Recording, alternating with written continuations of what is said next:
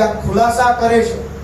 મારે આજે ભાજપના મિત્રોને વિનંતી કરવી છે કે કદાચ મંડળી વાળું છે તો નહીં જ, હું તો આ નવા 2024 ના કાગળિયા લઈને આવ્યો છું, જાહેર સ્ટેજ ઉપરથી બોલું છું, પણ કદાચ ભાજપના નેતાને મંડળી વાળું જૂનું લાગતું હોય તો આ ટેકાના ભાવની મગફળી ખરીદી કેન્દ્ર વાળું તો જૂનું નથી ને.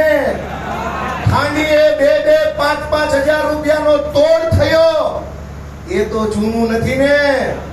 એ જૂનું છે કે નવું? 1 વર્ષ પહેલા કિરીટ પટેલના માણસોએ ટેકાના ભાવની મગફળી ખરીદી કેન્દ્રોમાં જે દાટ વાળો છે દોસ્તો, કહેતા શરમ આવે. ખેડૂતોને તો લૂંટ્યા, પણ ભાજપના કાર્યકર્તા પાસેથી ખાંડીએ 5-5 હજાર રૂપિયા કટકટાવી નાખતા શરમ નથી ભરી. અને જે લોકોએ ટેકાના ભાવના ખરીદી કેન્દ્રની અંદર ભ્રષ્ટાચાર કર્યો એને કિરીટ પટેલ અત્યારે પ્રચારમાં હારે રાખતા નથી, એને ના પાડી દીધી છે, આવતા નહીં. હવે તમે વિચારો કે પ્રચારમાં હારે આવવાની ના પાડી, ઈ કૌભાંડી આવતા નથી, એનો અર્થ એમ થયો કે કિરીટ પટેલે સ્વીકારી લીધું કે આને તોડ કર્યો છે, તોડ. તો ખાલી પ્રચારમાં આવવાની ના પાડવાથી કામ ન થાય. કિરીટ પટેલ જો ખેડૂતોનો મસીહા હોય તો એ બંને ચોરને અત્યારે જેલમાં મોકલવા જોઈએ. દોસ્તો, તમે પ્રચારમાં આવવાની ના પાડી, શું કામ? કેમ કે તોડ કર્યો. તો તોડની સજા ઈ ન હોય કે ઘરે બેસી જાઓ, તોડની સજા ઈ હોય કે જેલમાં બેસો. પણ દોસ્તો, બહુ શરમ સાથે કહેવું પડે છે કે બધાય મળી ગયા છે. 100% ખરાબ નથી, પણ 2% ખરાબ માણસોએ કબજો કરી લીધો છે. 98% સારા માણસો છે. મિત્રો, આ ભેસાણની સરકારી કોલેજમાં એક દીકરીને પ્રોફેસરે ગંદા મેસેજ નાખ્યા. તમને બધાને ખબર છે કે નહીં?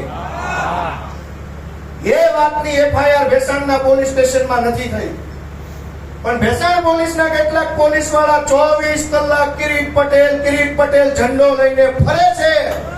દોસ્તો, હું પૂર્વ પોલીસ પણ છું અને વકીલ પણ છું. વખત આવે વટક વાળે છે, મારી ગેરંટી છે. દોસ્તો, વખત આવે વટક વાળવામાં આવશે. સંઘવીમાં તાકાત હોય તો રોકી લે, પાટીલમાં તાકાત હોય તો રોકી લે. દલાલીમાં મજા નથી દોસ્તો, દલાલીમાં મજા નથી. બધા લોકો સહન કરી લેવા વાળા ન હોય. કેટલાક ગોપાલ ઇટાલિયા હોય જે સામે મોરો ફટકારી દેવા માંગે. દોસ્તો, હું તમને વિનંતી કરવા આવ્યો છું કે હું નાનો માણસ છું. આ ભાજપની આફતનું વાવાઝોડું આવ્યું, એની વચ્ચે કોડિયું બનીને દીવો બનીને ઉભો છું. દોસ્તો, આ વાવાઝોડું આવ્યું, 400 નેતા, ઢગલા બંધ એના માણસો, ગામડે ગાડીઓ, પૈસા, દારૂ, એવડું મોટું આફતનું વાવાઝોડાની વચ્ચે એક નાનું કોડિયું ગોપાલ ઇટાલિયા બનીને ઉભો છે. દોસ્તો, તમે એને હાચવી લેજો, એને ઓલવાવા ન દેતા એવી વિનંતી હું ભેસાણને કરું.